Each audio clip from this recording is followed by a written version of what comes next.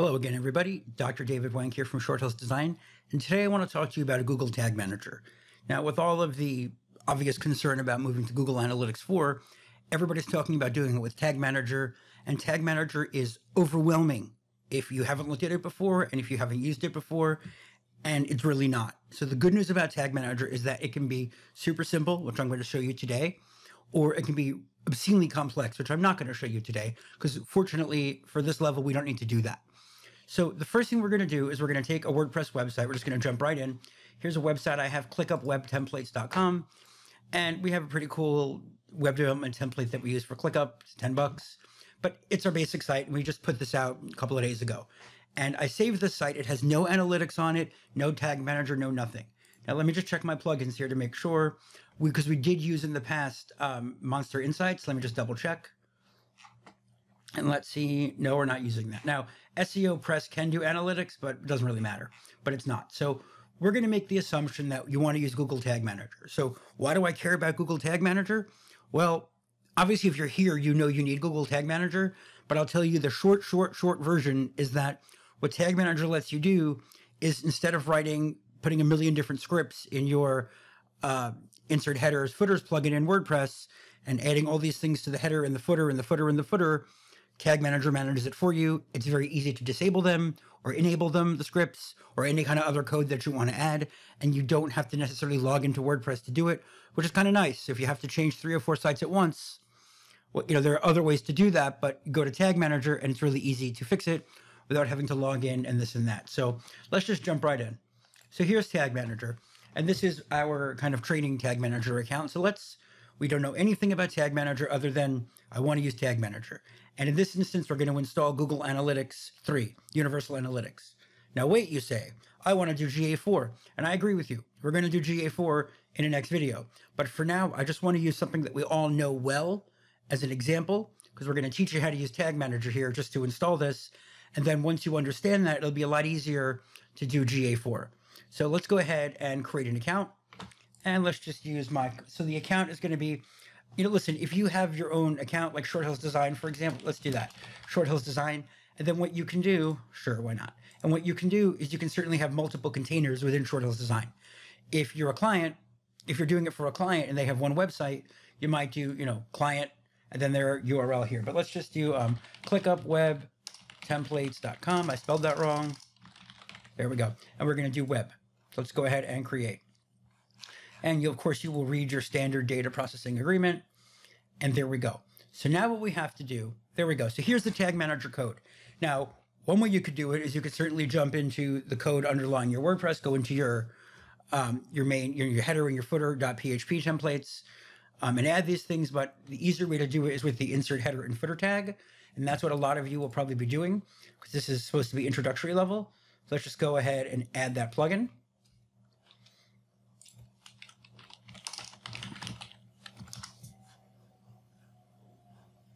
Oh, it's installed already. Well, if you didn't have it installed, you'd come here to install it. Let's come to Settings, and then Insert Headers and Footers. There it is. Now, what do I have in here? Anything? No. Excellent. Good. So what we're going to do now is install Tag Manager. Now, if you, in the past, let's say we wanted to install some scripts. Okay, let's put a call track. We're going to go like this. Obviously, we'll cut and paste, right? We're going to have a script, and then we're going to have some stuff in the middle, and then we're going to have, another script and another script. And we have all these scripts sitting here.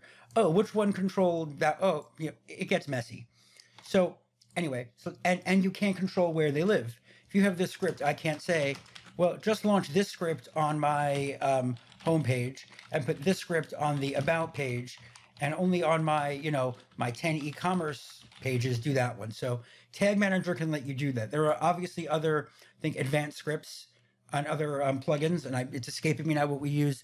I think it's Advanced Scripts Pro or something like that, but we use it with our Oxygen builds, and it's cool because it does let you fine-tune what scripts get loaded where. But again, that's more advanced. Let's just stick with the basics right now, because my goal is here, again, to show you how to use Tag Manager so you're eventually comfortable using it with Google Analytics 4. So let's come over here to Tag Manager. Let us copy the head. And let's come over here, and we want it immediately after the opening body tag. And let's put that right there. Awesome. And now let us save this. So we can see, let's just purge the cache. And let's take a look and see if our tag manager code is there. Now, obviously, there's a more fun way to do this because we can actually add some code to see. But let's just see here, tag.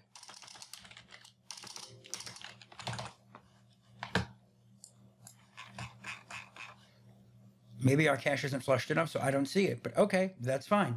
Now, why not? One of the reasons is probably because we haven't actually published a container. So that's why we don't see it. Now, we can publish an empty container, but what's the point? That's no fun. So now that we have it installed, and we know that we do, let's go ahead and test it, but we're going to test it by adding a tag. You're really never going to add a tag manager account and not add a tag. So what I want to do now is let's just add Google Analytics 3. We're going to call it just so we don't mess with it later. Now, Google's kind enough, when to give us the tags that we need for their tags, so their built-in things that they want. So let's set a settings variable. No problem. So now a variable is something if you want to use it a bunch of times, just like in a coding language. So here, for example, if you know that you're going to use a tracking ID or you're going to use some kind of variable many, many times, you can do it with Tag Manager. Here we just do it because it's easy for analytics, but this you can just kind of do it and be done. So new variable, and we're just going to call it, here's going to be that's just my universal tracking ID, and let's call this GA3UA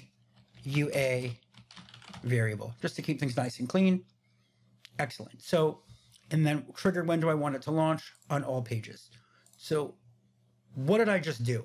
Let's take a look at the tags here. So I have a single tag, and that tag is my Google Analytics 3 tag. And what is it? It is a Google Analytics universal tag, and it fires on all pages. So let's take a look. So here is the title of the tag. Here is the configuration of the tag. And again, this has extra bonus configurations because it is, Google has it here, and the trigger on all pages. You certainly could have said just trigger on a home page or any page that looks like that. Now, let's just say, let's do just a test tag. We're not going to publish this, but let's just say that we had some random HTML. Let's just call this random HTML.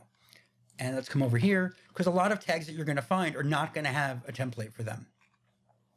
Custom HTML, and let's just say H2 Short Hills Design is the best, and I love their YouTube channel. Now, so let's go ahead and let's trigger that on all pages for now. Now, obviously, this did not go through yet because I did not launch. I didn't publish this container yet, but certainly I don't want this random HTML to stay. So let's just get rid of that. Abandon that change. So now we can see what have we done in this workspace. We added our GA3 tag and we added the variable. So let's go ahead and submit this. And I like to make this nice. Add it. Let's do this. Initial publish GA3 tag and variable. Excellent. Publish. Cool. It's published. So now what I'm going to do is go to Analytics, and let's just sit here and wait. Well, no, that's no fun either, because what if my brand new fantastic website doesn't get any traffic right now? So what we can do is Tag Manager has something called a preview mode. So let's come back to our workspace, and I want to see what this looks like. Now, again, there are other ways to do previews to see what's firing and not firing without launching tags into production, but for now, for us, this works. Let's go to preview. And it's going to say, well, what website do you want to use? So I want to use this website. Let's come back to our preview here, where I lost that. Where'd that go? Tag Assistant, there we are. Thank you.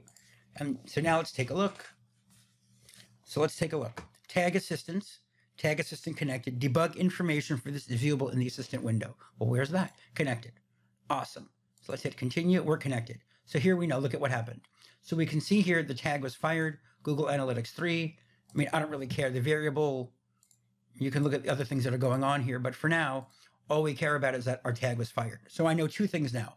I know that Google Tag Manager is working, and I know that my analytics is working as well. The tag is working as well.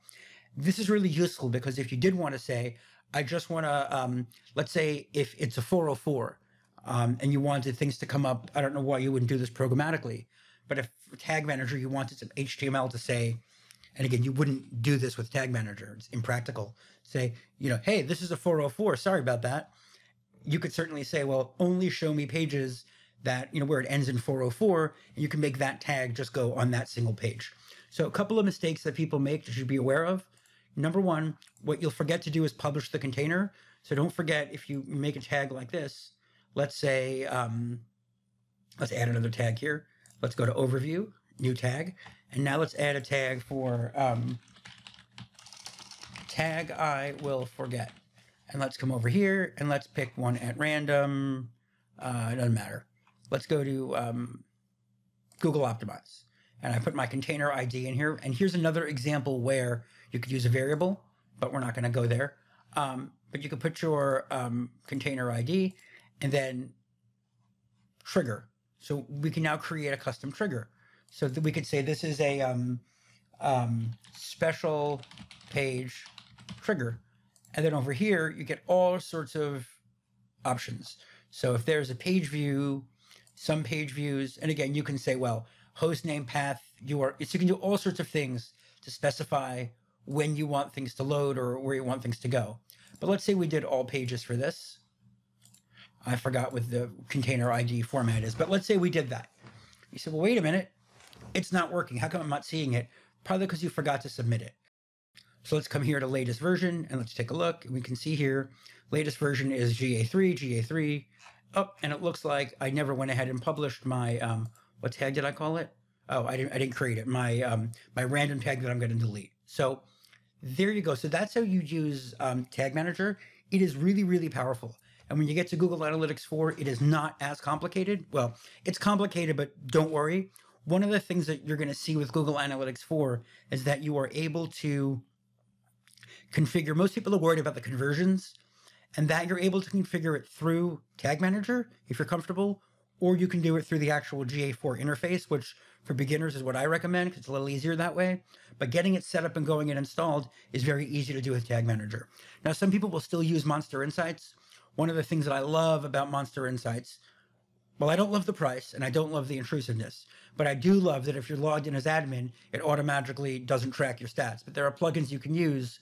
There's Go something or other, I forget the name, that you can use on your browser so you're not tracking your own data. And truth be told, for the majority of us, if you're going to a client site once or twice a month to hit something up or make a change, I'm not really worried that your 2 visits or 3 visits are going to make a really big dent in the data for that client. So anyway, there you go. That is the basics of how to use Tag Manager with WordPress. I encourage you to please subscribe to our channel. Click subscribe. And please stay tuned because we're going to have a video about Google Analytics 4 coming soon. We'll probably do a basic install video just to get it going. And then we'll do another one where we configure conversions and some more of the medium, beginner to intermediate steps. Google has done a strange job in setting up GA4, but I think they're also trying to make it a little bit easier.